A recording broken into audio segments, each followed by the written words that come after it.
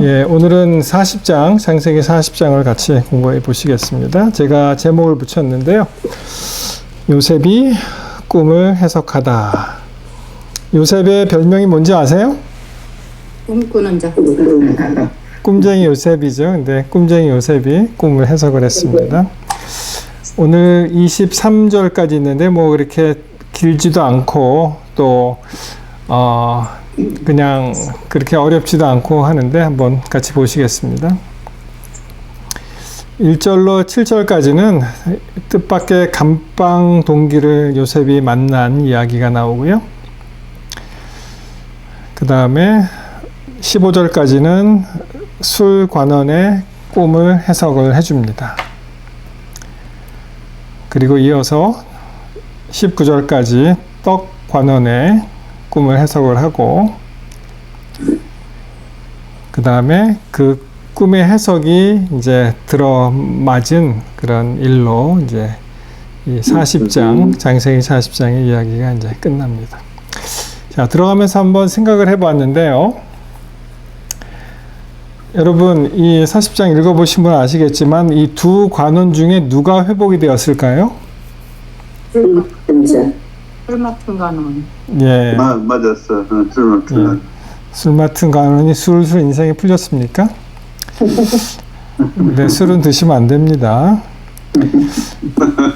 여러분이 꿈의 해석은 누가 하는 것이죠? 하나님께서 하시는. 네, 좋습니다. 여러분은 꿈을 자주 꾸시나요? 꿈이 잘 맞습니까? 안 맞아. 네, 맞을 때도 있고 맞을 때도 있고 안 맞을 때도 있어요? 거의 맞아요. 예, 결론적으로 이 요셉의 탁월한 해몽은 맞아요. 어디서 왔을까요? 하나님 예, 그런 내용을 한번 염두에 두시고 한번 보시겠습니다. 자, 맨 처음에 우리 어느 분이 1절로부터 몇 절까지 읽을까요? 8절까지 한번 읽어주시겠어요? 1절로 8절. 40장 창세기 40장 예, 창세기 40장 1절로 8절 한번 읽어주시기 바랍니다. 그 후에 애굽왕의 술 맡은 자와 떡 굽는 자가 그들의 주인 애굽왕에게 범죄한지라.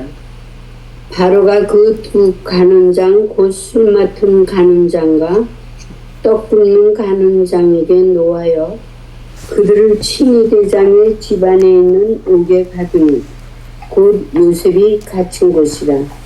친위 대장이 요셉에게 그들을 수종들게 하며 요셉이 그들을 섬겼더라.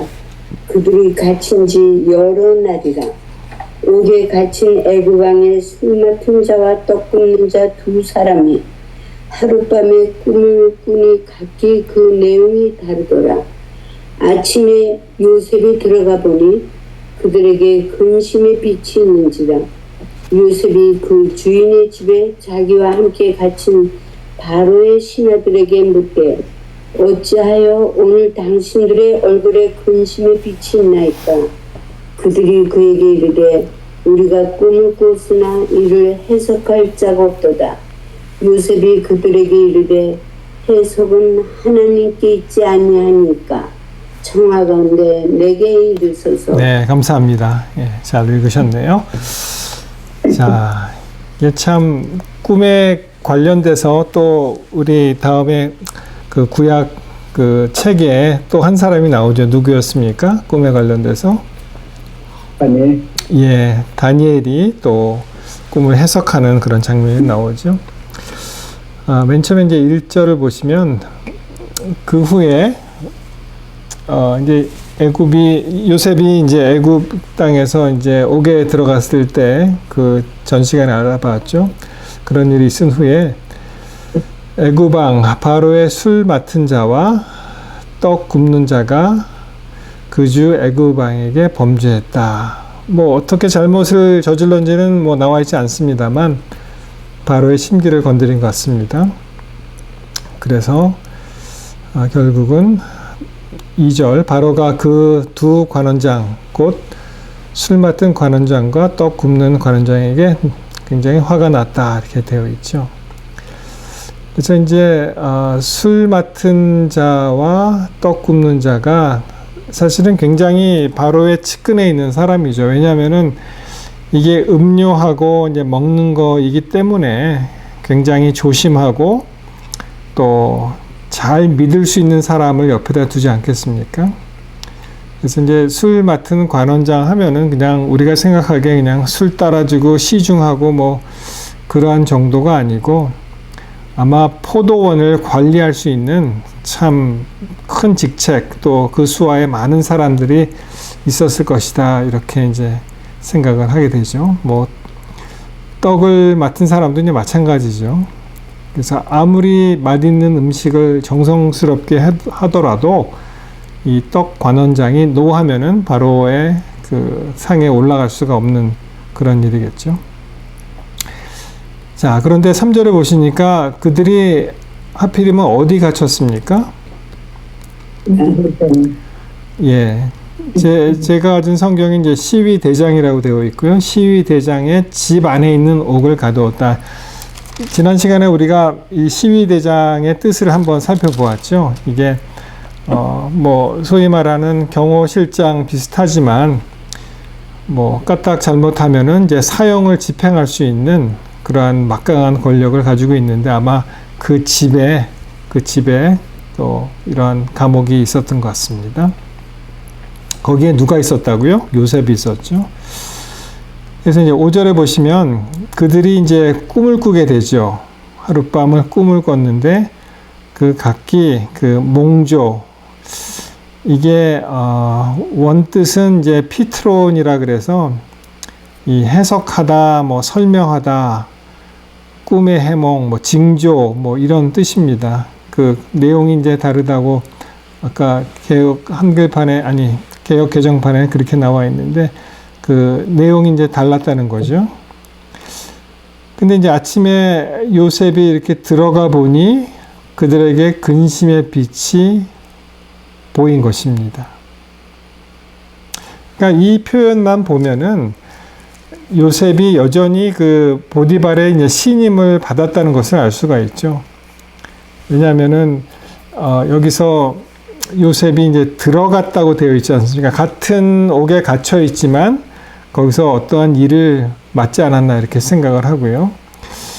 참 요셉이 현명하죠. 이렇게 그들의 얼굴을 보니까 좀 근심이 있는 빛이 이제 보이는 거예요. 근데 이런 말이 있더라고요. 만약에 이 떡 맡은 관원장 또는 술 맡은 관원장이 이게 표정 관리가 굉장히 중요하다는 말을 들었습니다. 왜냐하면은 만약에 이제 왕에게 바로에게 또는 그 일반 왕에게 좀 이렇게 나쁜 짓을 하느라고 뭐 예를 들어서 술에 독을 탔다든지 또는 이 음식에 독을 탔을 경우에 이게 사람이라는 게 이제 양심이 있잖아요. 그러니까 이게 자기가 좀 꺼림직한 일을 이제 했을 때에는 이 사람이 이제 안색이 좀 이렇게 뭐 천연덕스럽지는 않겠죠. 그렇기 때문에 이 사람들이 이제 표정 관리가 굉장히 중요한데 요셉이 딱 보니까 이 사람들이 이제 근심의 빛이 있는 거예요. 그래서 이제 묻습니다. 7절 요셉이 그 주인의 집에 자기와 갇힌 바로의 관원자에게 묻되 당신들이 오늘 어찌하여 근심의 빛이 있느냐 이렇게 얘기했을 때 이 8절에 뭐라고 얘기합니까? 8절에 보시면은 우리가 꿈을 해석할 자가 예. 자, 이렇게 얘기하죠. 이게 얘기가 좀 비슷하죠. 왜냐하면은 그 다니엘 당시에 느부갓네살도 그 느부갓네살은 꿈의 내용을 잊어버렸죠. 아예. 그리고 내용도 모르는 상태에서 그것을 해몽을 해달라, 꿈을 풀어달라고 했는데 여기에는 이 사람들은 이제 기억은 했어요. 근데 이제 이것을 풀 사람이 없고 도저히 무슨 꿈인지 모르니 얼마나 답답했겠습니까? 그래서 그들이 이야기하기를 뭐라고 얘기했습니까? 그들이 그에게 이르되 우리가 꿈을 꾸었으나 이를 해석할 자가 없다. 그때 요셉이 이렇게 얘기합니다. 요셉이 그들에게 이르되 해석은 하나님께 있다. 그러니까 나한테 이야기를 해달라 이렇게 얘기하죠. 참 이 말씀이 참 제 마음에 이렇게 닿더라고요. 왜냐하면은 우리도 마찬가지로 인생을 살면서 이게 일이 잘 안 풀리고 도대체 이런 일이 왜 나한테 일어났는지 모를 때가 많잖아요. 이게 무슨 의미냐는 것이죠. 그것을 풀어줄 사람은 사실은 이 세상에 없고 하나님만이 우리의 모든 인생의 어려운 일, 또 인생에 있어서 풀지 못하는 일, 이해가 못하는 일을 풀어줄 수 있는 분은 과연 하나님밖에 없다라는 것을 고백을 하게 됩니다. 그래서 우리가 인생 길 가운데서 만날 때 여러 가지 이상한 일들이 많이 일어나잖아요. 도저히 우리 지각으로는 풀 수도 없고 우리 생각에는 이해도 못하지만 그것을 풀어주고 알려주실 수 있는 분이 누구겠습니까?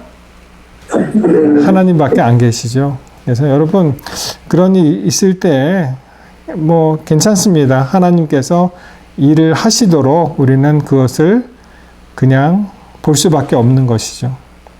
그래서 많은 경우에 있어서 우리의 모든 인생길에 풀어주실 수 있는 그러한 이해 안 되는 그런 일을 만났을 때 그것을 알려주시는 분은 하나님이시고 여전히 우리의 믿음을 하나님께 둠으로 하나님이 인도하시는 대로 따라갈 때 우리는 안전하다고 저는 생각을 합니다.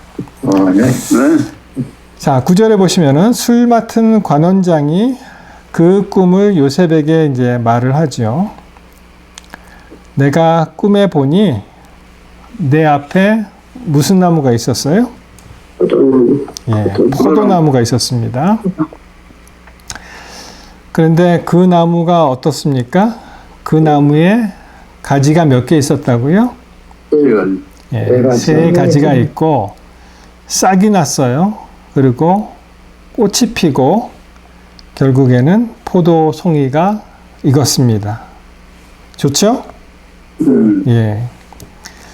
11절에 보시면은 내 손에 이 술 맡은 관원장이잖아요. 내 손에 바로의 잔이 있기로 내가 포도를 따서 그 즙을 바로의 잔에 짜서 그 잔을 바로의 손에 드렸다. 여러분 여태까지 이렇게 보시면은 이게 좋은 것 같습니까? 좀 이상한 것 같아요. 좋은 꿈이죠. 좋아 보이죠? 예, 예, 좋은 꿈이죠. 그래서 이제 그런 이야기를 이제 쭉 하니까 요셉이 이제 해설을 하죠. 자, 12절에 보십니다. 3가지가 뭐라고요? 뭐라고 해석을 했죠? 3일이라. 예, 3일이 걸린다, 사흘이다 이렇게 되어 있고 13절에 보시니까 지금부터 사흘 안에 바로가 당신의 머리를 들고 당신의 전직을 회복하리니 당신이 이왕에 술 맡은 자가 되었을 때 하던 것 같이 바로의 잔을 그 손에 받들게 되리이다. 그렇게 얘기했어요. 그러니까 이제 그 명예가 회복이 되는 거죠.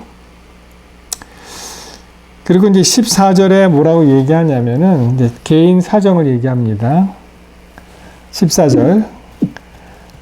당신이 득이하거든. 이게 한자로 아마 뜻을 얻었다 뭐 그런 뜻이겠죠. 근데 이게 원어로 보시면은 이게 좋다 이런 뜻이에요. 야타브 그래갖고 당신이 잘 되면 이런 뜻입니다. 복을 누리게 되면 예, 유쾌하다 이런 뜻인데 예, 잘 되거든. 나를 생각하고 내게 은혜를 베풀어서 그 내 사정을 바로에게 고하여 이 집에서 나를 건져내소서. 그러니까 무슨 말입니까? 이제 당신은 잘 되고 이제 바로 앞에 가니까 내 사정을 잘 이야기해서 어떻게 하라고요? 나를 여기서 이제 나오게 해달라. 그렇게 얘기하죠. 그리고 이제 그 이유를 15절에 이렇게 얘기합니다. 15절에 보시면은 나는 히브리 땅에서 끌려온 자요. 근데 여러분 이 끌려온 자 그것은 이제 영어 표현을 보시면은 이제 stolen 이게 훔친다 이런 뜻이잖아요. stolen이 I was stolen away. 그래서 이게 원어의 뜻을 살리면은 내가 이 뭐라 그럴까 훔쳐지듯 이렇게 여기까지 끌려왔다 이런 뜻이 자기의 의사와 상관없이 마치 누가 자기를 이렇게 훔쳐서 이렇게 어디다 갖다 두듯이 그렇게 내가 끌려왔다. 그리고 여기서도 옥에 갇힐 일을 행하지 않았다. 이 옥에 갇힌 이유는 그 지난번에 살펴본 그 내용이잖아요. 이제 거짓 누명을 쓰고 그런 것을 하지 않았다. 이제 이렇게 이야기를 합니다. 그랬더니 16절에 이번에는 왜 떡 굽는 관원장 얘기가 나오죠? 같이 잡혔잖아요. 그리고 그 술 맡은 관원장이 이제 일이 잘 풀리는 것을 보고 이게 기분이 좋아져 갖고 나도 한번 얘기를 해보겠다. 그래서 이제 얘기가 나오죠. 자, 16절 보시겠습니다. 떡 굽는 관원장이 그 해석이 기람을 보고 해석이 잘 됐단 말이에요. 요셉에게 이르되 나도 꿈에 보니 흰 떡 세 광주리가 내 머리에 있었다. 이렇게 되어 있습니다. 근데 맨 윗광주리, 이제 세 광주리라고 했는데 맨 윗광주리에 바로를 위하여 만든 각종 구운 식물들이 먹는 거죠. 음식들이 있는데 새들이 어떻게 했습니까? 먹더라. 내 머리에 광주리에서 그것을 먹었다. 여러분 이 음식이 누구 음식이에요? 누구한테 드려질 음식이에요? 왕에게. 근데 누가 먹었어요? 새들이 먹었죠. 예. 그러니까 이게 그냥 아까 거하고 비교해 보면은 우리도 좀 이게 좀 그렇죠. 예? 이게 정상적인 건 아닌 것 같은데 여러분 그 요새 제가 이제 새에 대해서 굉장히 관심이 많아졌는데 아침에 이제 산책을 하게 되면은 이제 새들이 막 노래하는 것도 이제 보고 이 새들은 작은 새는 하나님께서 예쁜 목소리를 주신 것 같아요. 그리고 이제 큼직한 새들은 그렇게 뭐 깍깍거리고 별로 그렇게 뭐 예쁘지 않은데 하여튼 그들 나름대로의 또 합창은 있더라고요. 그것도 뭐 하여튼 좋습니다. 근데 이렇게 보면은 이 새들이 이제 쪼아먹는 그런 얘기가 여기 나오잖아요. 전에 한번 이게 이제 오스트레일리아에서 있었던 일입니다. 오스트레일리아에 있었던 일인데 이 여자가 이제 자전거를 타고 갔거든요. 근데 갑자기 그 호주 까치가 달려들어서 이 사람의 눈을 쫭니다. 그래서 거의 실명할 뻔했어요. 근데 이게 굉장히 급하게 지나가니까 잘 안 보이시는데요. This girl was attacked by a magpie directly in the eye. It swooped down, and its beak went into her left eye. Following this incident, people are warning online to be careful near magpie nests, because some victims went blind from magpie pecks. 그래서 여러분 혹시 미국에서도 이렇게 길 같은 데 걸을 때 한번 잘 보세요. 새들 소리 듣고 또 이렇게 안경 끼시거나 이렇게 모자 같은 거를 끼시면 좋을 것 같아요. 이런 일이 있더라고요. 이게 호주에서 있었던 일인데 전에 또 어떤 기사를 봤냐면은 얘가 이렇게 생겼어요. 그러니까 호주에 이제 까치 비슷한 거예요. 맥파이가 이제 까치거든요. 근데 까마귀는 크로우나 그러니까 레이븐이라고 하잖아요. 이게 맥파이라는 것인데 한 번은 또 어떤 분이 점심을 먹다가 얘한테 이제 공격을 당한 얘기가 또 있습니다. 보시면은 Magpie attacked in Victoria's Gippsland leaves a man bloodied and nearly blind. 이게 이제 호주에 있는 지방 이름인데 이 맥파이가 공격을 해서 이 사람이 피투성이가 되고 거의 그 장님이 될 뻔했다 이렇게 얘기를 합니다.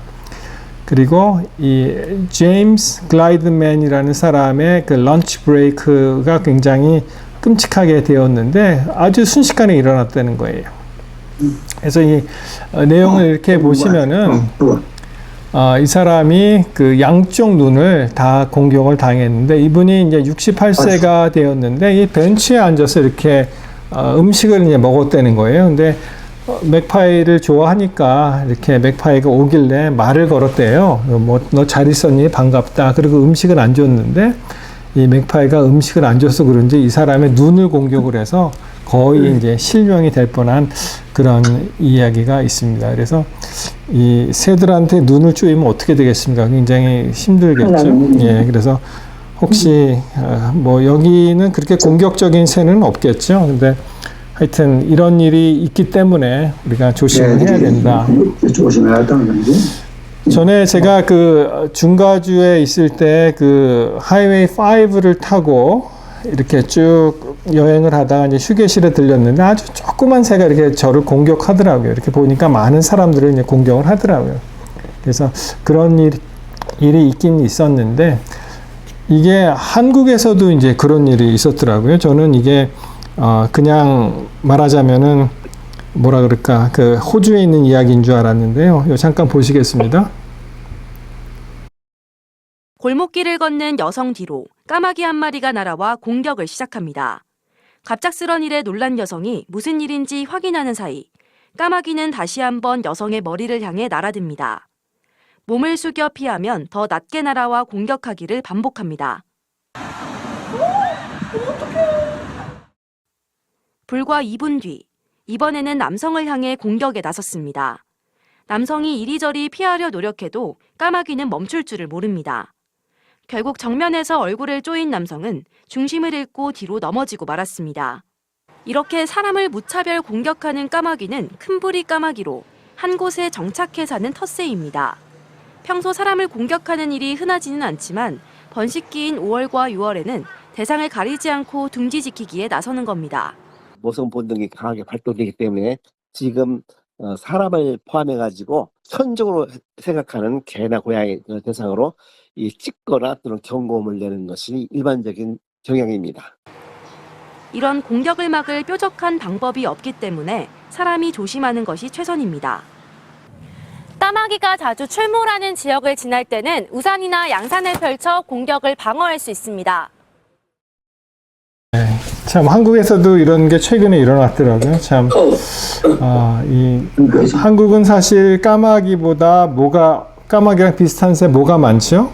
뭐 우리가 국조라고 하는 예, 사실은 예, 까치가 많은데 뭐 비슷한 종류래요. 까마귀하고 까치가. 근데 사실 한국의 까마귀가 상대적으로 적은 이유는 까치 때문이라고 들었어요. 까치가 이제 텃새 노릇을 많이 해갖고. 근데 까마귀가 한국에도 뭐 많이 있고, 지금 보신 게 한국말은 이제 큰 부리 까마귀라고 나왔잖아요. 이게 까마귀도 잘 보시면은 이렇게 좀 크고 부리가 큰 게 있는데 그게 바로 레이븐이에요. 이 성경에 나오는 레이븐. 크로우가 아니고 레이븐인데, 그래서 이 특별히 호주에서도 그렇고 이제 번식기가 되면은 얘네들이 굉장히 그 하스타일해진대요. 굉장히 폭력적이 된다. 이 둥지를 보호하고 새끼를 보호하기 때문에 그런 일이 있었습니다.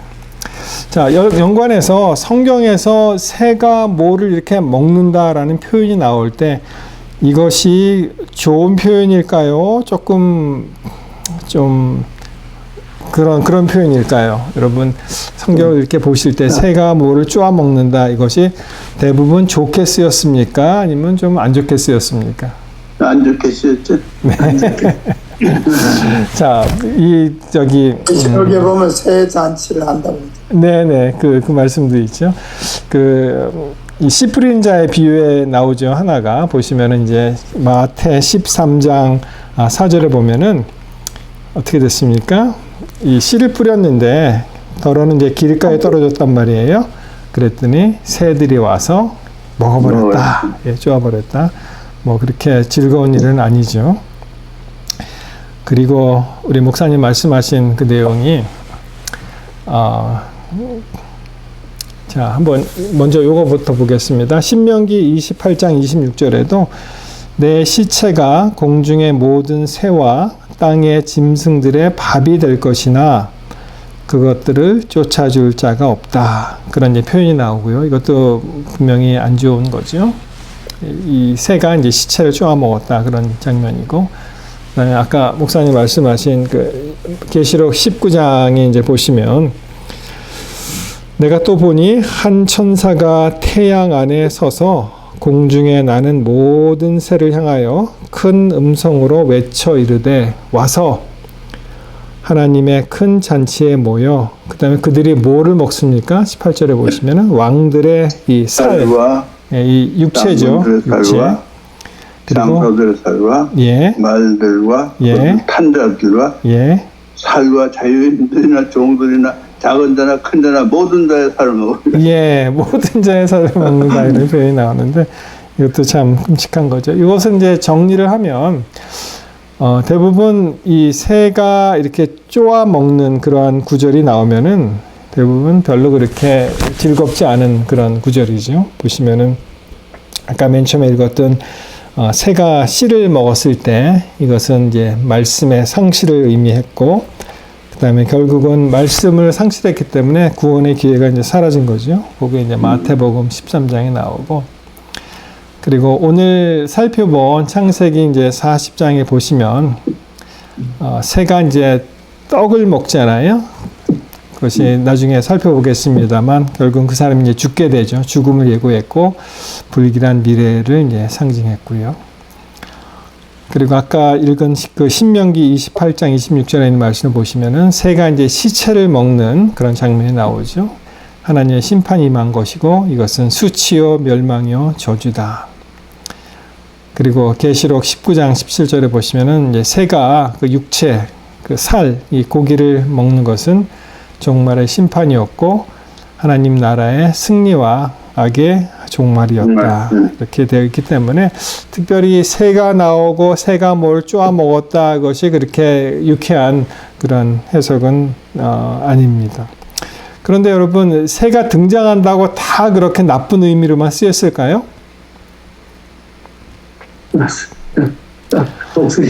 예, 이 새의 등장이 또 좋은 이 의미로도 쓰일 수가 있죠. 여러분 그 엘리야 선지자 보면은 그가 이제 그 이렇게 도망갔을 때 누가 와서 먹이죠 그것을? 예, 새가 이제 좋은 의미로 쓰일 때가 있죠. 그래서 제가 몇 가지 한번 찾아보았습니다. 먼저 한번 시편에 있는 말씀 한번 볼게요. 시편 91편 4절에 보시면 그가 너를 그의 깃으로 덮으시리니 내가 그 날개 아래에 피하리로다. 그의 진실함은 방패와 손 방패가 된다. 이렇게 그런 말씀 기억나시죠? 그러니까 이 새가 이 날개를 이렇게 펴는 것, 여러분 우리가 지난번에 룻기를 함께 공부했을 때 거기도 나오죠. 주의 옷자락으로 나를 덮으소서. 그래서 이 카나프라는 단어 자체가 새의 날개도 되고 이제 옷자락, 그 옷의 그 코너가 되는데 그것이 이제 보호를 의미하는 그런 말로 이제 쓰일 수가 있고요. 그 다음에 살펴볼 것은 이사야 40장 31절, 뭐 너무나 잘 아는 그 독수리 날개침 그런 내용이죠. 보시면은 오직 여호와를 앙망하는 자는 새 힘을 얻는다. 독수리가 날개치며 올라감 같을 것이요 다른 박질하여도 곤비치 아니하겠고 걸어가도 피곤하지 않겠다. 그런 게 말씀이 나옵니다. 자, 그리고 마태 6장 26절에 보시면 또 그 하나님께서 우리에게 하신 귀한 말씀이 있죠. 공중에 새를 보라. 심지도 않고 거두지도 않고 창고에 들이지도 모아 들이지도 않고 너희 하늘아버지께서 기르셨다. 너희는 이것보다 얼마나 더 귀하지 아니하느냐 이렇게. 그래서 이제 새도 돌보시는 그 하나님께서 정말 우리를 얼마나 더 사랑하시고 돌보시겠는가. 저는 굉장히 힘든 일이 있었을 때, 여러분 힘든 일이 있으면은 이렇게 산책을 많이 하세요. 이 집을 떠나서 이렇게 이 하나님이 만드신 창조 세계로 많이 나가시는 게 좋은데, 그때 아침에 이제 산책을 하다가 이 작은 새들이 이렇게 막 뭘 먹는 걸 이제 보고선 이 구절이 제가 떠오르더라고요. 그러면 그렇지. 하나님께서 이렇게 작은 새들도 먹이시는데, 그거보다 우리 인간들은 하나님이 피로 사셨잖아요. 얼마나 더 우리를 위하시겠느냐. 그렇게 많은 그러한 위로를 받은 적이 있습니다. 네. 자, 그래서 새가 이 특별히 쪼는 거는 좀 안 좋은 의미가 있지만, 그래서 새가 전반적으로 다 안 좋게 쓰이지는 않았다. 그런 거를 이제 알 수가 있고요. 아니나 다를까 그 해석이 어떻게 됩니까? 19절에 가시면 지금부터 이 광주리가 몇 개였죠? 세 개. 세 광주리. 그러니까 이것도 사흘이에요. 사흘 안에 바로가 당신의 머리를 끊고 당신을 나무에 달리니 새들이 당신의 고기를 뜯어 먹으리라 하더라. 근데 참 요셉도 참 용기 있는 사람이에요. 그죠? 이게 좋은 얘기는 얼마든지 자신 있게 큰 소리로 말할 수 있는데, 이거는 사실 복음은 아니잖아요. 그 사람에게는, 떡관원에게.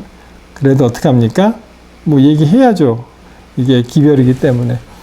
그래서 여기서 또 우리가 하나 느낀 것은, 우리가 사람들한테 좋은 얘기, 좋은 말만 어떻게 하겠어요? 그렇지 않습니까? 심판의 말, 하나님의 그 심판하시는 날이 도래하고 예수님이 오신다는 게 복된 소식이 되지만, 그것이 믿지 않는 자에게는 이게 참 끔찍한 일이 될 수가 있지만, 어떻게 합니까, 우리가? 그것도 전해야죠. 우리가 어떻게 좋은 얘기만 하겠습니까? 하나님께서 주신 그런 말씀을 우리에게 전하는 그런 일이 필요하다. 그렇게 이제 생각을 하게 되었습니다. 자, 그 다음에 20절에 보시면 무슨 얘기가 나오죠? 20절에 보시면은 제 3일은 바로의 탄일이라. 바로가 모든 신하를 위하여 잔치할 때 술 맡은 관원장과 떡 굽는 관원장으로 머리를 그 신하 중에 들게 하였다. 그래서 이제 한 사람은 말하자면 구원을 받고 한 사람은 이제 멸망으로 떨어지는데, 이게 자기 생일이잖아요. 그러니까 마치 여러분 사면이라는 게 있잖아요. 사면. 이 생일에 기분 좋은 날에 이제 마치 이제 사면을 하듯이 그렇게 그런 장면이 여기서 이제 우리가 볼 수가 있는데요. 21절에 보시면은 바로의 술 맡은 관원장은 전직을 회복한 함에 그가 잔을 바로의 손에 받들어 드렸고, 아까 그 꿈의 해석이 정확하게 여기 들이맞죠. 그리고 안타깝게 떡을 맡은 관원장은 어떻게 됐습니까? 22절. 떡 굽는 관원장은 매어 달리니 요셉이 그들에게 해석함과 같이 되었다. 그런 말이 나옵니다. 그런데 참 말하자면은 23절에 보면은, 아니 요셉은 변한 게 없어요. 요셉에게는. 그렇지 않습니까? 얼마나 절망적입니까? 이 23절에 보시면은 분명히 뭐라고 얘기했어요? 요셉이 14절에 당신이 득이하거든 나를 생각해달라, 나를 빼달라라고 얘기했잖아요. 그런데 술 맡은 관원장이 요셉을 기억했다? 기억하지 못했다? 기억하지 못했다. 기억하지 못했다. 그걸 잊어버렸더라. 참 얼마나 요셉이 실망이 될까요? 이게 여러분, 우리의 인생도 비슷한 것 같아요. 이게 뭔가 희망 고문이라고 하죠. 어떨 때는 이게 될 것이다. 이제 술 맡은 관원장이 이제 회복이 되고 내가 이제 곧 나오겠다. 막 그렇게 하는데 하나님의 뜻은 달랐습니다. 여러분, 요셉이 얼마를 더 기다렸는지 아세요? 우리가 이제 다음 시간에 살펴볼 건데, 41장 이제 초반에 보시면은 2년을 기다립니다. 여러분, 2년이 길면은 길고 짧으면 짧은 건데 이 기다리는 사람 입장에서는 엄청 기다리게 만들죠. 2년을 또 기다리는 거예요. 이게. 예. 그런데 참 이게 하나님의 이제 섭리하심이 참 놀라운 것을 우리가 알 수 있습니다. 우리 Q&A 먼저 해보고 그 말씀 좀 드려볼게요. 오늘도 제가 너무 많이 말씀을 드렸는데 여러분 혹시 다른 인사이트나 여기서 나누시고 싶으신 말씀 또 질문사항 있으시면 한번 이렇게 서로 나누시기 바랍니다.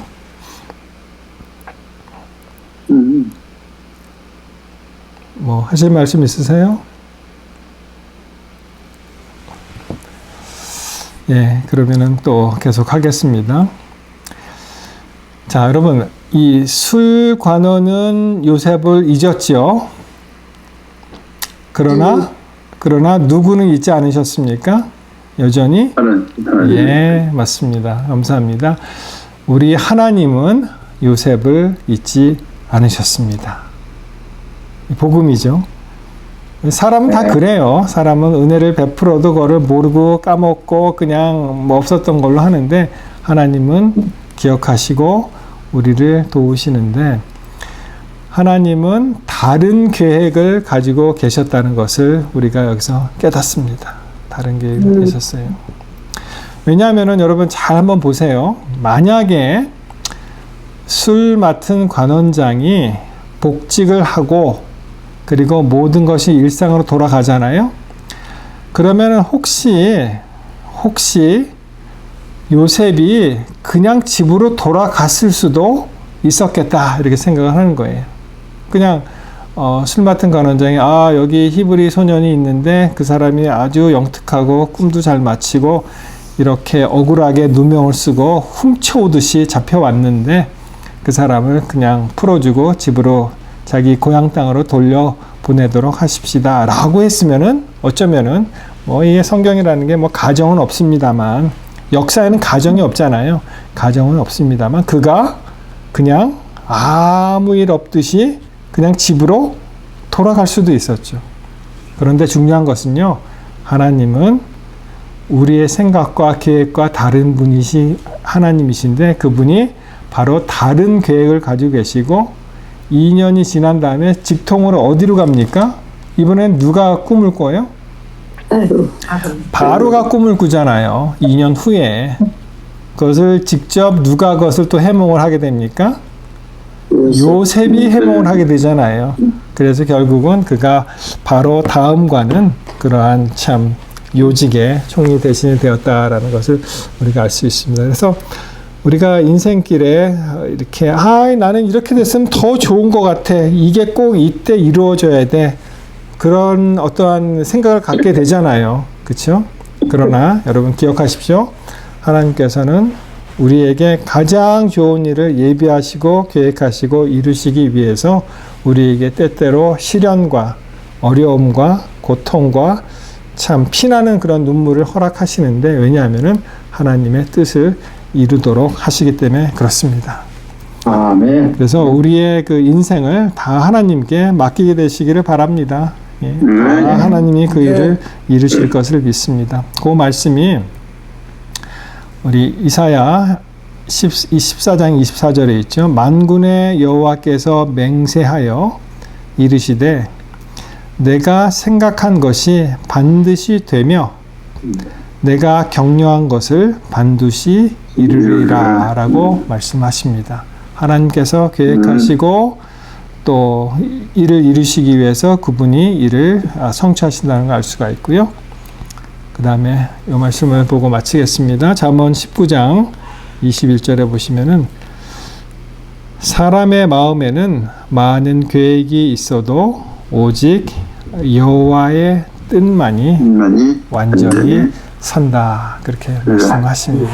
우리는 계획이 너무 많아요. 이래야 되고 저래 이때 이런 일이 일어나야 되고 그렇지만은 하나님께서 허락하신 일이 하나님 뜻 안에서 완전히 서리라고 말씀하십니다.